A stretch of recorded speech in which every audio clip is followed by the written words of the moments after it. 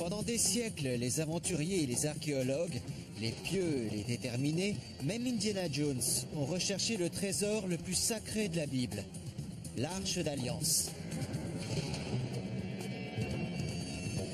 Mais malgré sa renommée, elle a mystérieusement disparu des pages de l'histoire. Comment une chose si grandiose et si sacrée a-t-elle tout simplement pu disparaître? C'est là qu'ils disent que l'arche se trouvait. Je vais suivre la piste de l'arche du sommet du mont Sinaï jusqu'au cœur de Jérusalem, puis jusqu'au plus ancien monastère d'Éthiopie. Mais jusqu'à quel point puis-je m'approcher de ce colossal et mystérieux trésor? À la recherche de la vérité, je ne reculerai devant rien.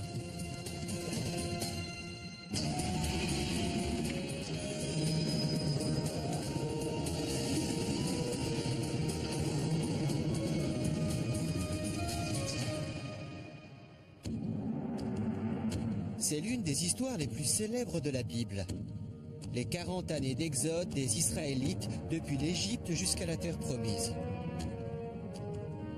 Ceci fut le terrain rude et dangereux qui aurait mis à l'épreuve leur religion et leurs convictions. Ici, il n'y avait pas de temple pour la vénération ou la prière. Alors comment leur foi a-t-elle survécu? La Bible parle d'un extraordinaire cadeau de Dieu, un trésor sacré conçu pour voyager avec eux.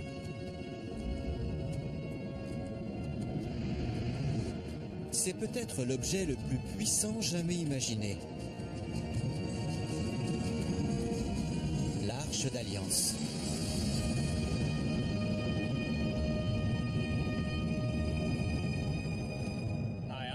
Bonjour, je suis Josh Bernstein. L'Arche d'Alliance fut bien plus qu'un vaisseau pour contenir les 10 commandements. Selon la Bible, c'était une redoutable arme de guerre et le trône terrestre de Dieu lui-même. Pour les Israélites, l'arche et les tablettes qu'elle contenait n'étaient rien de moins qu'un lien direct avec Dieu. Alors comment l'objet religieux le plus précieux du monde ancien a-t-il pu tout simplement disparaître? Où est-il? Comment est-il arrivé là? Et peut-on encore le retrouver aujourd'hui? Heureusement, j'ai le guide idéal pour ma quête. Un livre qui conjugue histoire et foi. La Sainte Bible. Selon la Bible, l'histoire de l'arche commence sur le mont Sinaï.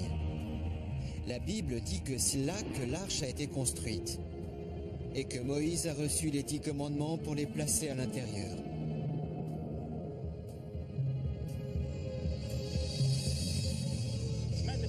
Je suis au pied du mont Sinaï en Égypte.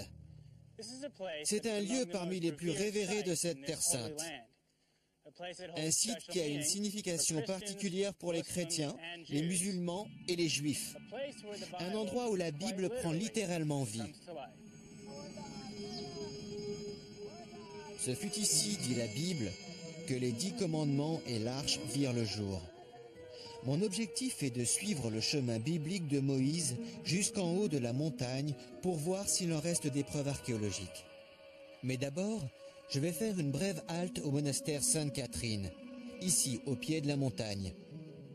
On prétend que le buisson ardent originel où Dieu se révéla à Moïse pousse encore ici.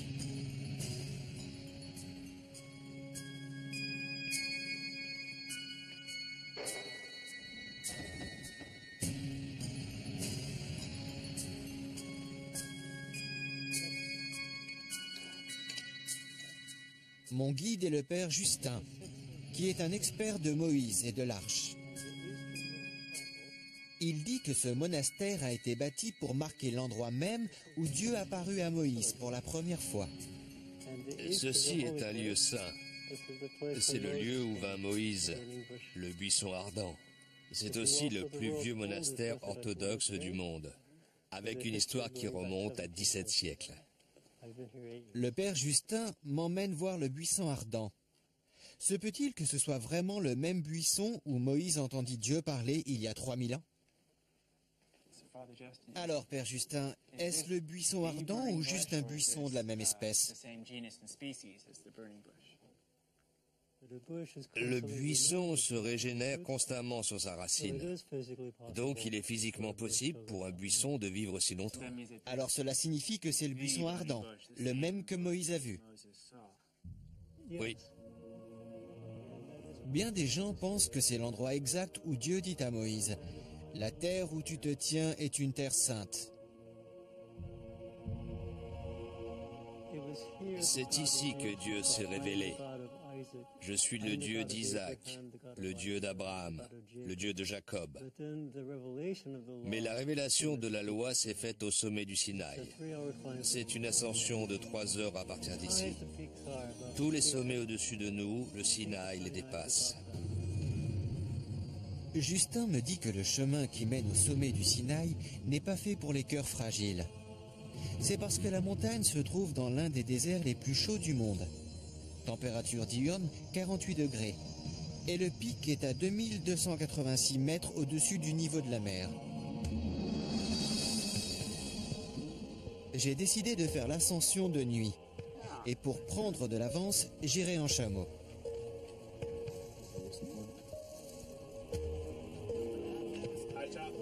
Escalader le Sinaï à dos de chameau n'est certainement pas la méthode qu'a adoptée Moïse.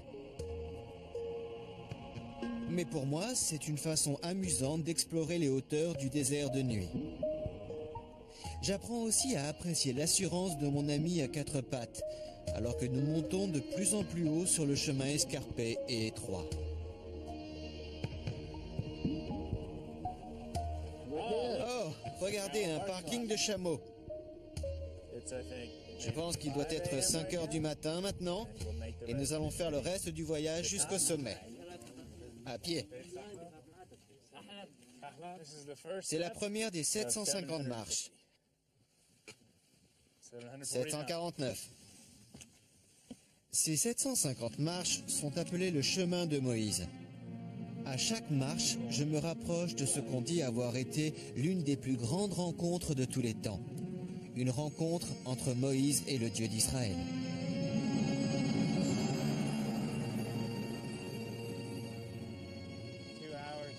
Deux heures à dos de chameau, 45 minutes à pied, mais je suis arrivé au sommet du mont Sinaï pour le lever du jour. Si vous pouviez juste imaginer que lorsque Moïse était ici, ce sommet entier était couvert de fumée et de feu. Et il a entendu ce rugissement assourdissant du chauffard, la corde de bélier retentir, et le tonnerre de Dieu. Cela a vraiment dû être une vision fascinante.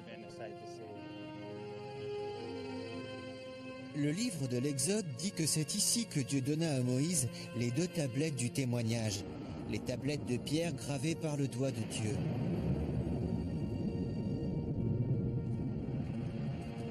Aujourd'hui, le récit biblique est tout ce que nous avons pour décrire cet événement extraordinaire.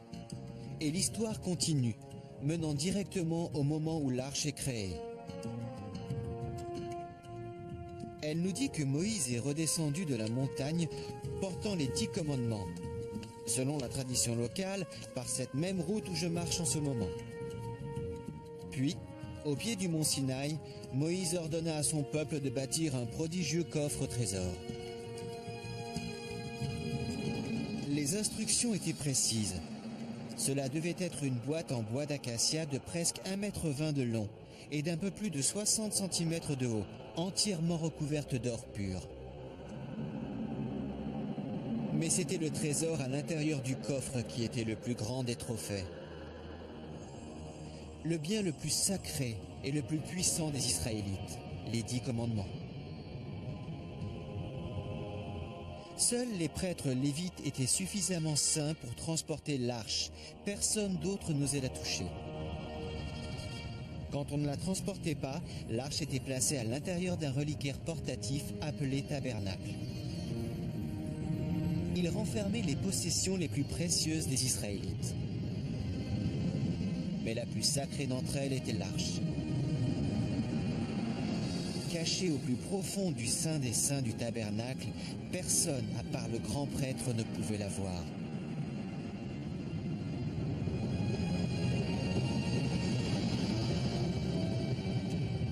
Selon la Bible, les Israélites transportèrent l'arche depuis le pied du mont Sinaï jusqu'à la terre promise, où elle s'arrêta à Jérusalem. Après tant d'années d'errance dans le désert, Jérusalem offrait aux Israélites une occasion de construire un foyer. La Bible nous dit que l'arche fut apportée ici par le roi David, le souverain qui fit de Jérusalem la capitale des Israélites. Mais son destin devint incertain. Tout ce que nous savons, c'est que peu de temps après son règne, ce bien le plus saint et le plus révéré disparut à la fois de Jérusalem et des pages de la Bible. D'après la plupart des spécialistes de la Bible, l'Arche d'Alliance fit sa première apparition à Jérusalem autour de l'an 1000 avant Jésus-Christ, pendant le règne du roi David. Bonjour, Josh. Bonjour. Enchanté. Enchanté.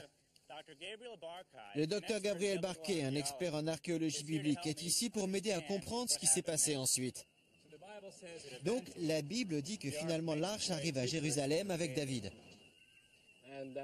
Et puis, le fils de David, le roi Salomon, bâtit une nouvelle enceinte royale qui abrita l'Arche d'Alliance.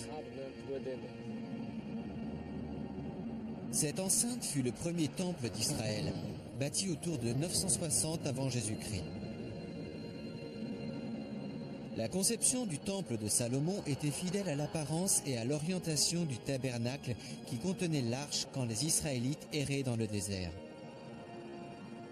Comme dans le tabernacle, le lieu le plus profondément saint du temple était celui où était gardée l'arche.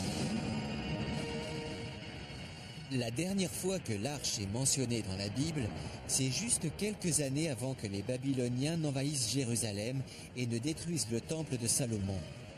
L'arche était-elle parmi leurs butins? Nous savons que des objets sacrés du temple furent emmenés à Babylone.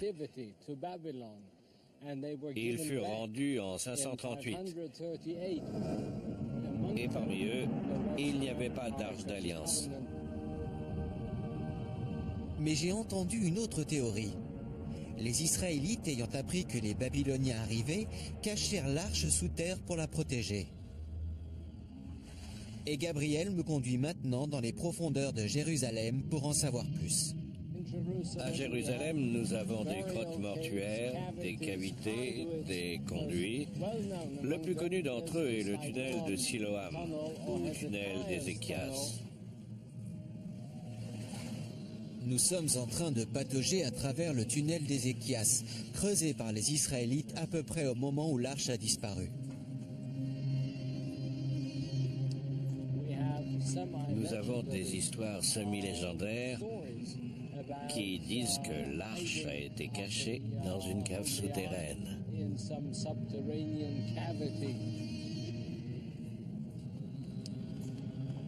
Des tunnels comme celui-ci auraient-ils pu servir à dissimuler l'arche?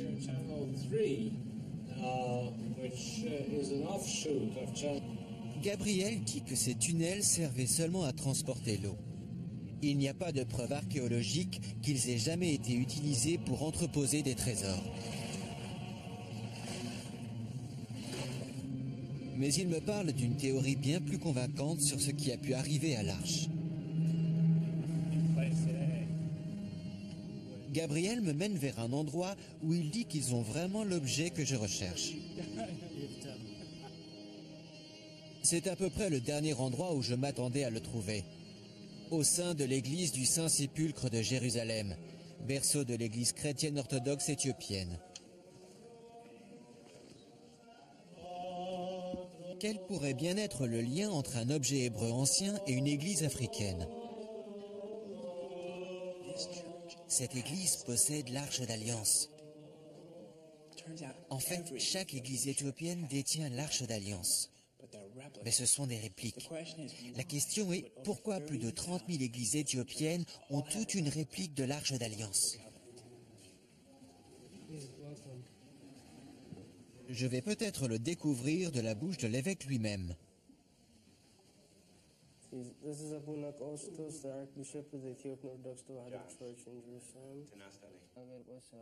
Il raconte une histoire stupéfiante. Une histoire transmise depuis des générations.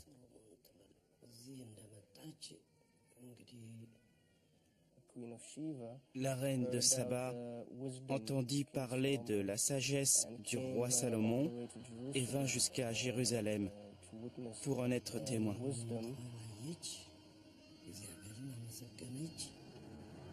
Alors que Saba était à Jérusalem, l'histoire dit qu'elle et Salomon conçurent un enfant, le prince Ménélik, qui vécut en Éthiopie avec sa mère. Puis, quand Ménélik fut en âge, il retourna à Jérusalem pour voir son père. Alors que Ménélik était là-bas, il parvint à obtenir la garde de l'arche et la ramena en Éthiopie avec lui. Et l'évêque dit que c'est là qu'elle est aujourd'hui. Ainsi, l'Église orthodoxe éthiopienne croit qu'ils ont la vraie arche d'alliance en Éthiopie. Ils vénèrent l'arche et c'est pourquoi il y a une réplique dans toutes leurs églises. Il se trouve aussi que l'Éthiopie du Nord est l'ancienne terre biblique d'Ophir. C'est une région qui a des liens historiques très forts avec le judaïsme.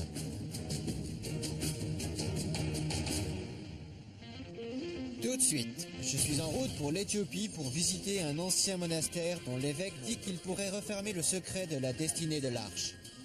Mais s'y rendre exige l'escalade à défier la mort d'une falaise à pic et des démêlés avec le pire des temps africains.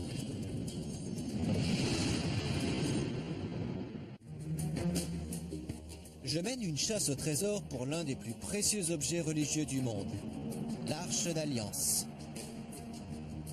D'après la Bible, cet objet puissant et révéré a disparu il y a environ 2500 ans. Ma poursuite m'a amené du mont Sinaï, où la Bible dit que l'arche a été fabriquée, jusqu'à Jérusalem, où elle fut gardée pendant environ 500 ans. Je suis maintenant en route pour l'Éthiopie, où un ancien monastère pourrait détenir des indices sur l'endroit où se trouve l'arche aujourd'hui. Bien des Éthiopiens croient que l'arche fut apportée dans leur pays depuis Jérusalem aux environs de 950 avant Jésus-Christ. Je suis sur la piste de l'Arche d'Alliance et cela m'a amené ici en Éthiopie. J'ai organisé une rencontre avec Miss Ghana. Miss Ghana, enchanté.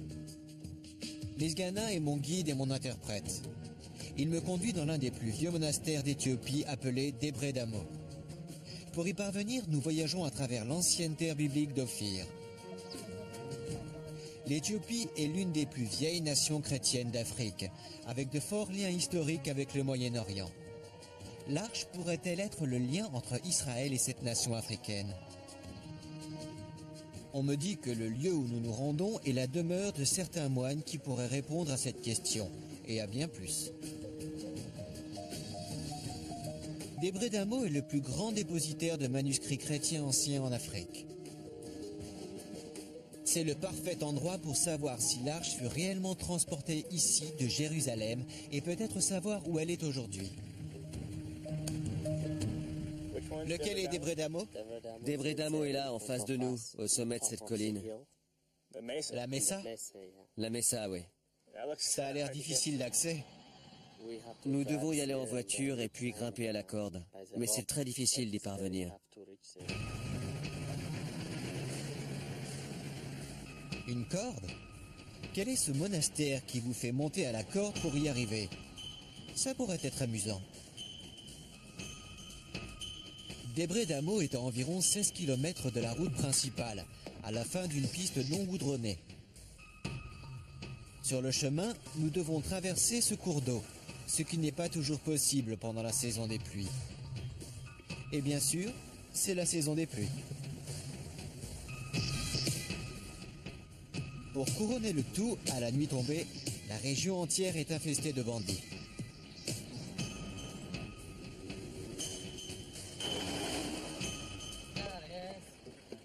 Après une longue route, Enfin! Bienvenue au monastère de Debre Damo. Étonnamment, il est construit au sommet de cette paroi rocheuse à pic.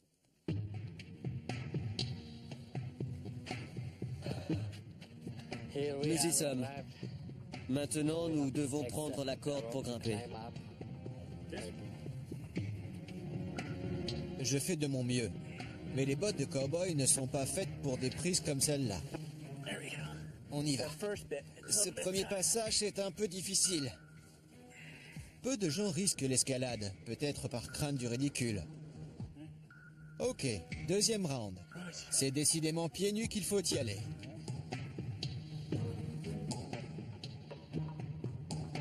Pour plus de sûreté, les moines me donnent un harnais. Ça, plus la corde de cuir, c'est tout ce que j'ai pour me hisser.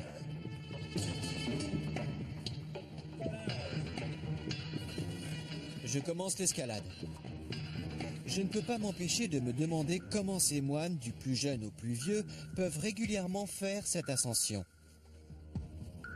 C'est dingue. Un jeu d'enfant. Oh, j'ai laissé quelque chose en bas. Non, je plaisante.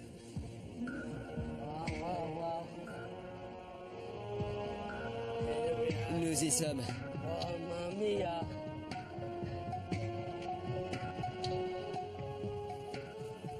Mais nous n'y sommes pas tout à fait. Il y a encore de l'escalade à faire. Miss Gana explique que le monastère est vraiment un club masculin.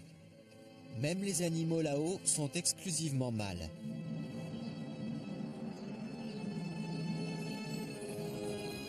Le monastère lui-même est étonnant. Et ces livres anciens pourraient bien me dire où, en Éthiopie, est arrivée l'arche au cours de son voyage depuis Israël. Et c'est pourquoi je dois continuer ma quête. Et voilà le monastère. Nous sommes arrivés à l'église. Traversons.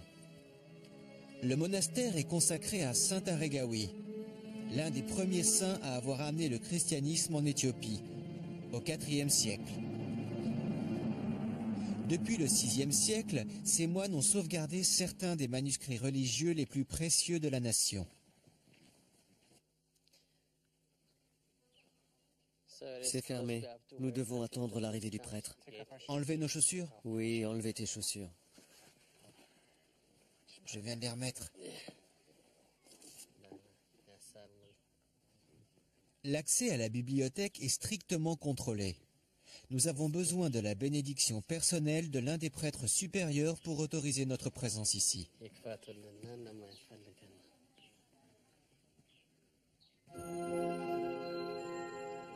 Entrer dans la pièce est comme faire un saut dans le passé. J'espère que cette bibliothèque peut me ramener à l'époque du roi Salomon et de l'arche. Pourriez-vous demander au moine s'il a d'anciens manuscrits qui pourraient nous renseigner au sujet de l'arche?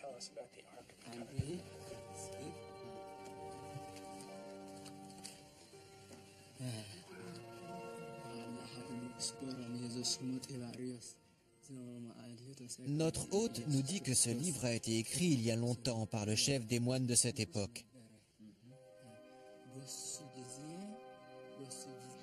Celui qui est resté dans ce monastère, il a écrit ce livre vers le 5e siècle.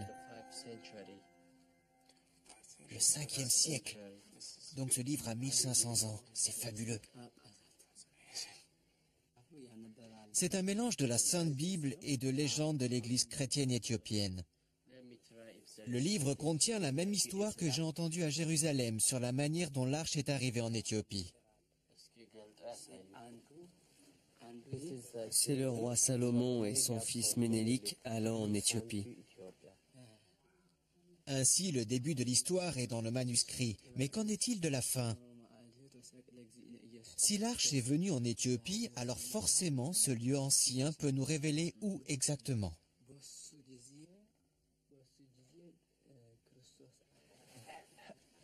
Et tout comme ce monastère abrite l'histoire écrite de l'Éthiopie, je parierais que les moines connaissent aussi ces traditions orales. Miss Gana, pouvez-vous lui demander où je dois me rendre pour trouver où l'arche a pu passer? Peut-être que les moines connaissent l'étape suivante du voyage de l'arche.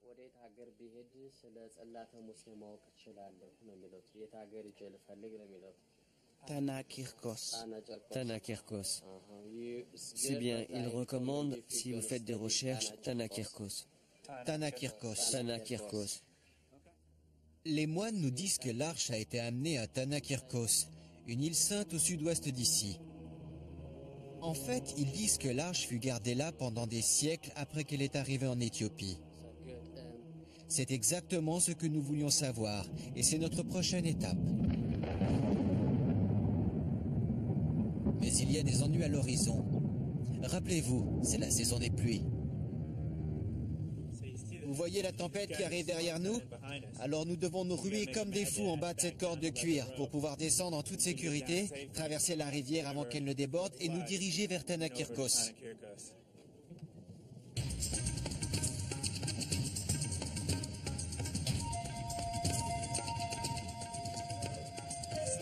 Doucement pour monter, à toute vitesse pour descendre. Mais l'escalade est dangereuse et nous ne pouvons pas aller plus vite. C'est une course contre la montre. À chaque seconde qui passe, la corde de cuir et la falaise deviennent de plus en plus glissantes et traîtres. De retour dans le véhicule, nos ennuis ne sont pas finis. Le cours d'eau que nous avons traversé facilement auparavant est maintenant une rivière enragée. Une crue fulgurante comme celle-ci peut être fatale.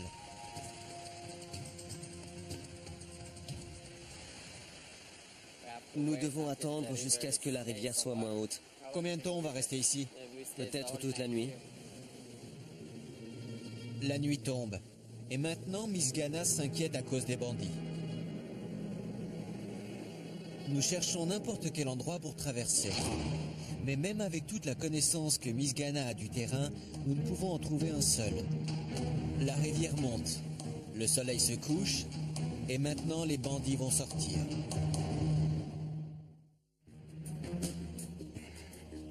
Je suis sur la piste de l'un des plus importants objets religieux du monde, l'Arche d'Alliance perdue. Ma quête m'a amené du Moyen-Orient, où la Bible dit que l'arche apparut pour la première fois, à cette nation d'Afrique de l'Est, l'Éthiopie.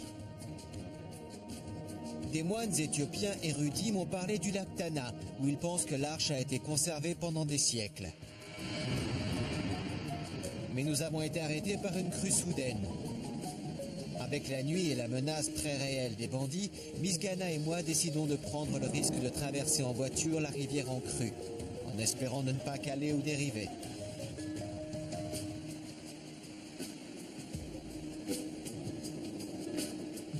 Nous réussissons. Notre véhicule de soutien passe ensuite, roulant à toute vitesse sur les rochers invisibles. N'essayez pas cela chez vous.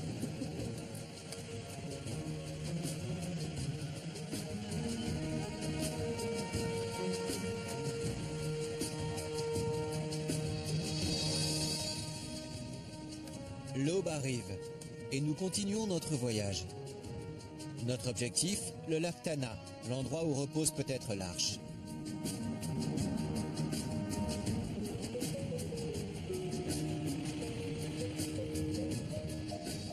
En accédant aux rives du lac, j'en apprends plus sur les anciens liens de cette région avec le Moyen-Orient. Le lac et les monastères de son île ont depuis longtemps attiré les marchands et les pèlerins. Nous chargeons le bateau pour voyager jusqu'à une petite île sur le lac appelée Tanakirkos. Les Éthiopiens prétendent que l'arche fut apportée ici de Jérusalem et qu'ils en ont les preuves archéologiques.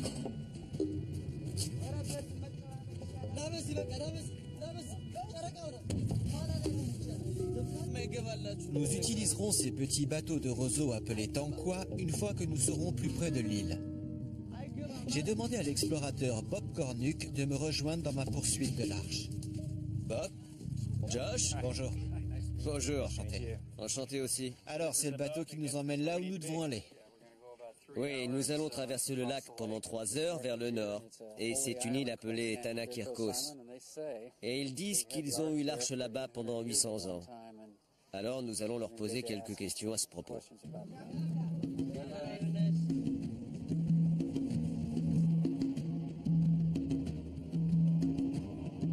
Bob est le président de l'Institut d'archéologie et d'exploration biblique. Il est sur la piste de l'arche depuis presque 10 ans.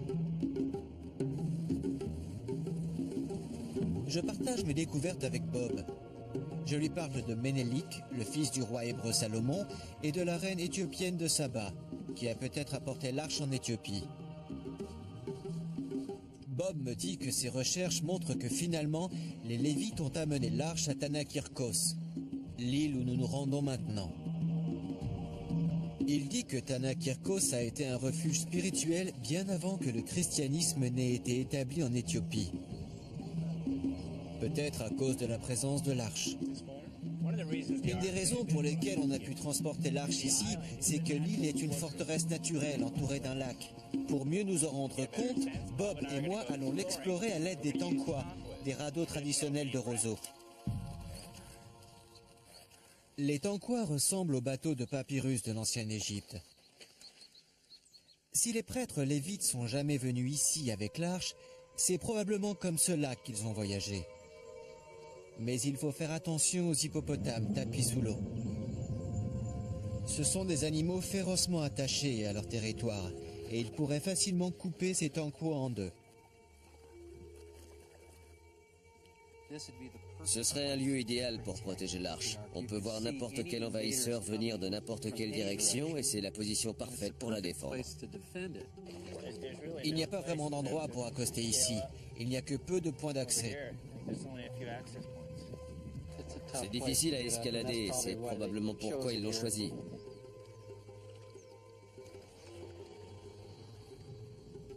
C'est beau.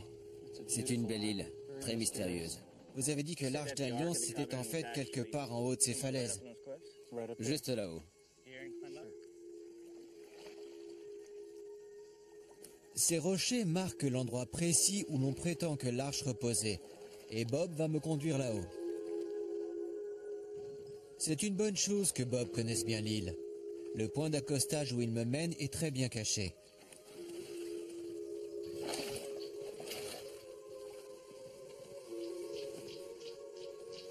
Peu de gens font le voyage jusqu'à l'île de nos jours, mais Bob l'a visité souvent dans sa propre quête de l'arche. En conséquence, Bob a développé une longue relation de confiance avec les prêtres locaux, dont l'ordre prétend avoir été sur cette île depuis plus de 2000 ans. Environ à la même époque où ils disent que l'arche est arrivée. Ils sont les protecteurs des secrets de cette île et ils ont gardé ces pistes depuis des siècles.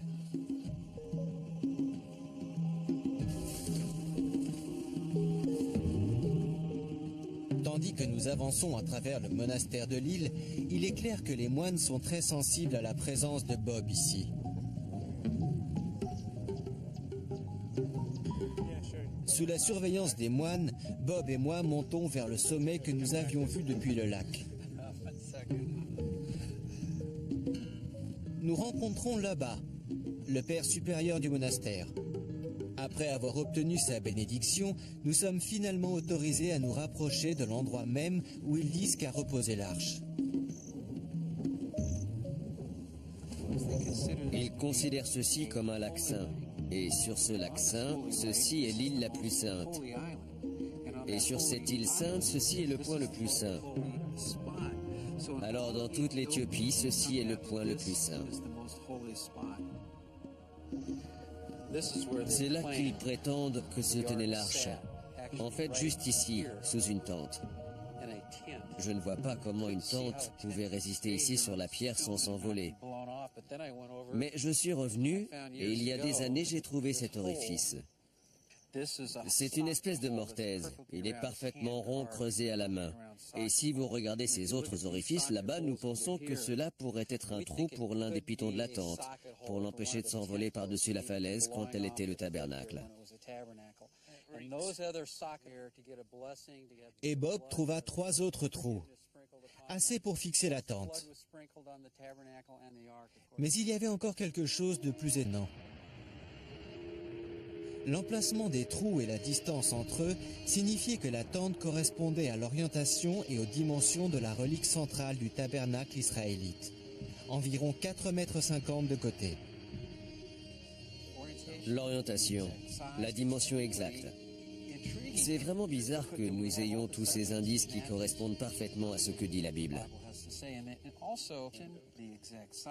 La disposition de cet endroit correspond également à celle du reliquaire du temple de Salomon à Jérusalem.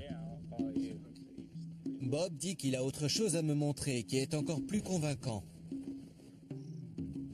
Plus haut dans ce chemin, il y a d'autres preuves que l'arche a pu arriver ici de Jérusalem.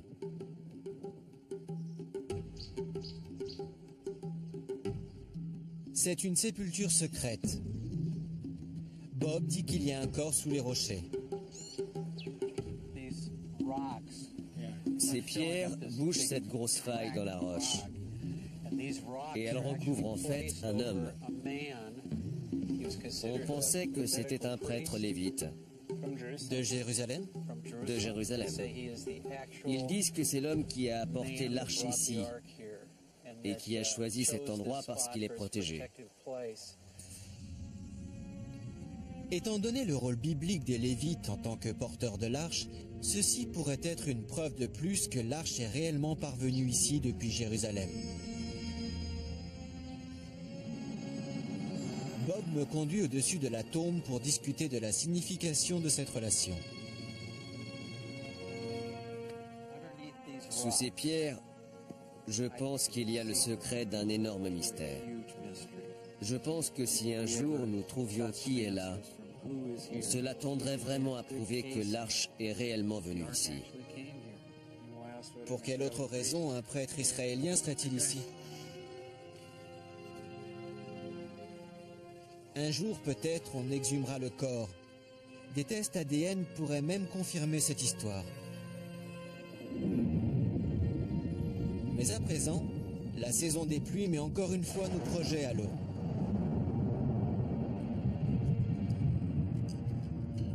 Alors nous allons dormir et reprendre notre quête au matin. Tout de suite, des preuves convaincantes que l'arche était vraiment ici. C'est un lien tangible. Car où ils auraient eu ceci? Le temple de Salomon, le peuple juif, le lien entre les Éthiopiens qui se disent juifs, et une tempête meurtrière sur le lac. Il y a des éclairs partout autour de nous maintenant. Ma quête pour suivre la piste de l'arche d'Alliance perdue m'a conduit du mont Sinaï en Égypte, où l'histoire de l'arche a commencé, jusqu'à Jérusalem, où l'arche a mystérieusement disparu, enfin en Éthiopie, où l'on dit qu'elle se trouve à présent. Je suis ici avec l'explorateur Bob Cornuke, sur l'île de Tanakirkos.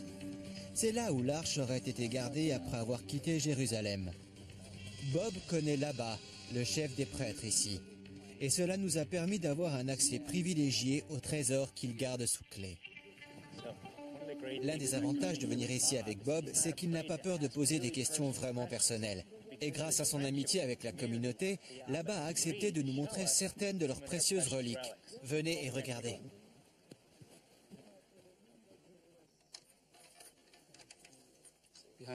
Derrière ces lourdes portes, il y a le temple au trésor de l'île. Ils ont tous ces objets vraiment vieux et uniques ici, qui, selon eux, viennent du temple de Salomon. Chaque année, je viens ici et ils en apportent un peu plus. Alors peut-être qu'aujourd'hui, nous aurons l'occasion de voir un peu plus du trésor.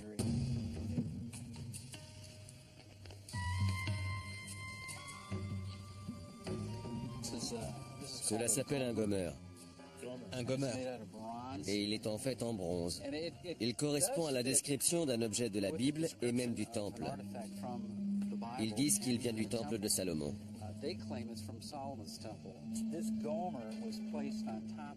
Bob me dit qu'il plaçait le gommeur sur un support et qu'il l'utilisait pour recueillir le sang d'un animal sacrifié.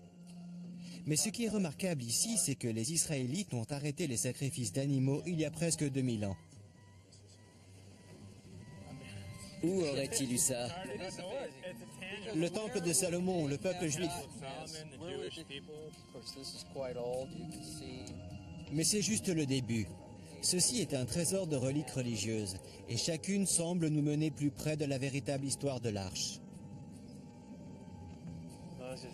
Moïse tient les 2 tablettes des 10 commandements là-dessus. Il porte toutes sortes de choses maintenant. Le moine apporte maintenant quelques objets assez intéressants. Il les appelle des fourchettes à viande. Les gens étaient bien plus petits dans les temps anciens. Ceci est très vieux et je crois que cela pourrait avoir un certain rapport avec les ornements que portaient les prêtres lévites pendant les sacrifices d'animaux. D'après ce que je sais du judaïsme ancien, la seule personne qui portait le plastron était le grand prêtre. Il aurait aussi eu une plaque sur le devant portant les pierres des 12 tribus d'Israël. Le grand prêtre qui portait cela était considéré comme le seul gardien de l'arche. Était-il l'homme enterré sous les pierres de l'île? Était-il celui qui aurait apporté l'arche ici? Alors, si cela est ici, toutes les autres choses en disent beaucoup. Mais si cela était ici, cela implique presque que le grand prêtre était ici. C'est convaincant. Ces objets étaient utilisés au cours des cérémonies juives. Alors, est-ce que le judaïsme a survécu ici après le départ des prêtres lévites? Est-ce que leur religion s'est répandue en Éthiopie? Ceci, Ancien Testament. Vraiment?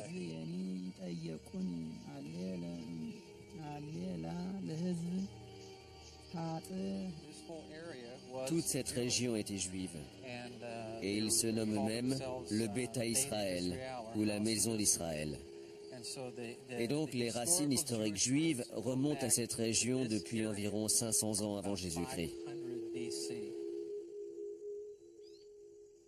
Ainsi, il y a des Juifs éthiopiens qui placent l'origine de leur religion au moment exact où les Lévites auraient apporté l'arche sur cette île. Et Bob me dit que le Beta Israël pratique une ancienne forme de judaïsme même de nos jours. D'habitude, en archéologie, nous découvrons de petits bouts de poterie, des petits morceaux de preuves. C'est la preuve parfaite. Mais ici, les preuves s'accumulent et elles correspondent à leurs traditions orales et leurs anciennes traditions écrites qui disent que l'arche était sur cette île.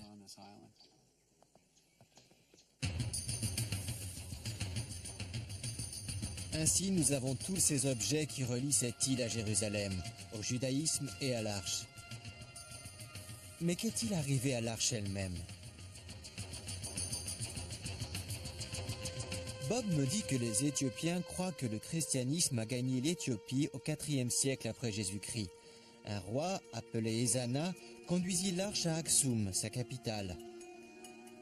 Et étonnamment, il pense qu'elle est toujours là, avec les véritables tablettes des 10 commandements, toujours à l'intérieur. Alors Aksum est le prochain endroit où aller. Mais pouvons-nous partir de l'île avant les pluies? Il est 3h40 et une tempête arrive, ce qui signifie que nous allons avoir une sacrée traversée. Voici la tempête que nous voulions éviter. Il y a des éclairs pratiquement tout autour de nous maintenant. Nous sommes à 3 heures de notre destination. Il ne nous reste plus que 2 heures de jour. Ces deux hommes cherchent désespérément à repérer une balise pour nous diriger à travers ces dangereux rochers. Et il y a beaucoup de rochers qui affleurent juste au-dessous de la surface qui pourraient éventrer le fond de ce bateau. Bob a déjà survécu à une tempête comme celle-ci sur le lac Tana, et il sait combien elle peut être dangereuse. Il y a environ 3 ans, je me suis trouvé dans une situation semblable et nous avons dû être secourus par des pêcheurs en pleine nuit au milieu d'une méchante tempête. C'est exactement la même situation. Le skipper est vraiment nerveux. Vous pouvez le voir sur son visage. La situation est gravée sur son visage. Nous n'avons ni compas ni radar pour nous aider à contourner les rochers.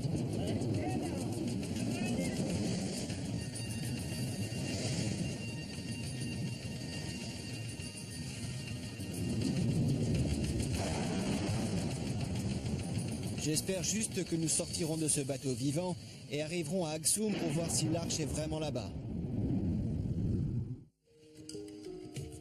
Dans ma poursuite de la véritable histoire de l'Arche d'Alliance perdue, l'explorateur Bob Cornuck et moi venons de visiter une île monastère en Éthiopie. Les prêtres nous ont montré des preuves convaincantes que l'arche demeura sur l'île pendant un temps. Ils Il nous reste 3 heures pour être hors d'atteinte. Avec l'obscurité descendante, une violente tempête a frappé et nous sommes complètement perdus. Nous avons scruté l'horizon à la recherche de n'importe quel signe qui indiquerait où nous sommes.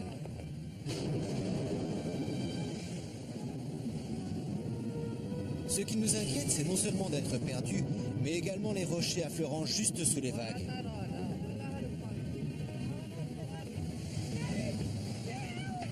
Enfin, quelqu'un a repéré la rive. Quel soulagement! Chaque année, des bateaux coulent sur le lac Tana lors de tempêtes comme celle-là.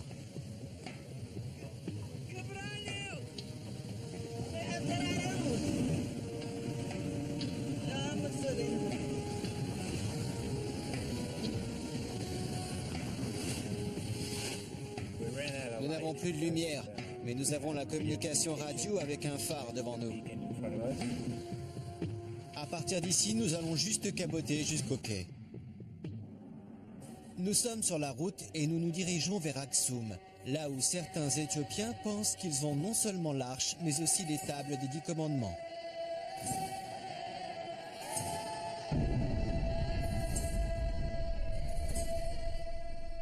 Voici le village de l'Arche, Aksum. C'est beau, c'est bien plus rustique que je ne l'avais imaginé. C'est un petit village, mais ils prétendent qu'ils ont l'arche d'alliance de la Bible. Où serait-elle? Eh bien, dans ce groupe de petites églises, il y a une église très importante. Les Éthiopiens pensent que l'arche a été apportée ici, à Aksum, de l'île de Tanakirkos, au IVe siècle après Jésus-Christ, par un roi éthiopien nommé Ezana. Mais Aksum a des liens encore plus anciens avec l'arche. C'est le lieu de naissance légendaire de la reine de Saba, la mère du prince Ménélik, qui, dit-on, a apporté l'arche en Éthiopie. S'il ne nous arrête pas, continue d'avancer. Et maintenant, nous nous rapprochons enfin du site où l'on dit que ce trésor insaisissable se trouve aujourd'hui. Dans cette chapelle, Sainte-Marie de Sion, ils disent avoir la véritable arche d'alliance. C'est donc ici. Voici la chapelle qui abrite l'arche selon eux. Voici ce que nous sommes venus voir. Je demande à Bob jusqu'à quel point nous pouvons nous rapprocher de l'arche elle-même. Il dit que personne ne passe le gardien de l'arche. Il est même rare de le voir. Le gardien de l'arche vit ici, et il ne va jamais au-delà de ses barreaux. Il passe sa vie entière à l'intérieur de ce petit ensemble barricadé. Il prétend être de la lignée des Lévites. Et personne n'est autorisé à voir l'arche, sauf lui. D'accord.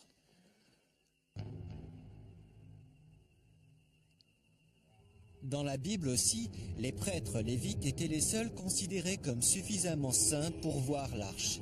C'est une pièce de plus de cet étonnant puzzle. Ce soir, il y a une fête ici en l'honneur de l'arche. Une sensation de vénération emplit l'air alors que la procession commence. Ceci est la célébration de l'objet même que nous avons recherché.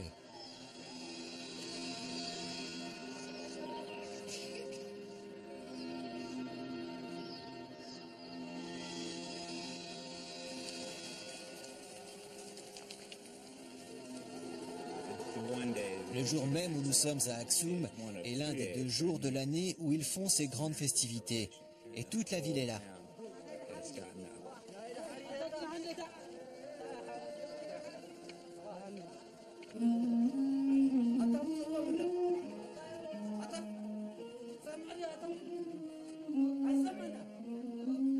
Les habitants d'Aksum pensent sincèrement que l'arche d'alliance se trouve dans leur village. Et des milliers de pèlerins ont voyagé jusqu'à cette nation africaine pour vénérer un ancien trésor prisé au-dessus de tous les autres par la foi juive. Mais ce soir, les Éthiopiens invoquent le pouvoir de l'arche pour célébrer une icône chrétienne, la Vierge Marie. C'est le jour de Maëlla. Maëlla veut dire implorer. En fait, ils implorent Dieu de leur épargner la douleur et le désastre dans leur vie. C'est le début de la saison des pluies, ils prient pour la pluie. Les Éthiopiens sont aussi convaincus qu'ils possèdent l'arche et les 10 commandements que les Israélites possédaient en leur temps. Et tout comme eux, ils pensent que l'arche est leur lien direct avec Dieu. Le pouvoir de leur force est si fort que les gens font durer la cérémonie du crépuscule à l'aube, priant en direction de l'objet saint qui est devant eux. Mais cette arche, ou Tabot, est aussi une réplique, juste comme celles qui sont dans les autres églises éthiopiennes, et comme celle que j'ai vue à Jérusalem. La véritable arche, si c'est elle, ne quitte jamais la protection du gardien, elle est trop précieuse. Donc, même si ce n'est pas l'arche d'alliance, il n'y a aucun doute que ceci représente le même objet sacré que celui que la Bible décrit dans le livre de l'Exode. Et voir le précieux Tabot à travers les rues me rappelle ce qu'on disait de la façon dont les Israélites portaient leur arche d'alliance à travers les déserts, il y a plus de 3000 ans. Lorsque la cérémonie se termine, les prêtres ramènent le Tabot à l'église Sainte-Marie de Sion, où ils disent qu'il demeure à côté de la vraie arche. Notre long pèlerinage est terminé. Je me suis approché de l'arche autant qu'on puisse le faire. Cela a été un sacré voyage, depuis les vastes déserts du Moyen-Orient jusqu'au sommet du mont Sinaï, de Jérusalem à l'Éthiopie, en haut de Debre Damo et à travers un lac déchaîné jusqu'à Tanakirkos, où les prêtres ont des preuves si convaincantes que l'arche fut à un moment sur leur île. J'ai suivi la piste de l'arche jusqu'au bout, et j'ai décidément appris quelque chose ici. Participer au festival et assister directement à la dévotion des gens de la ville m'a fait comprendre ce que les fidèles savent déjà.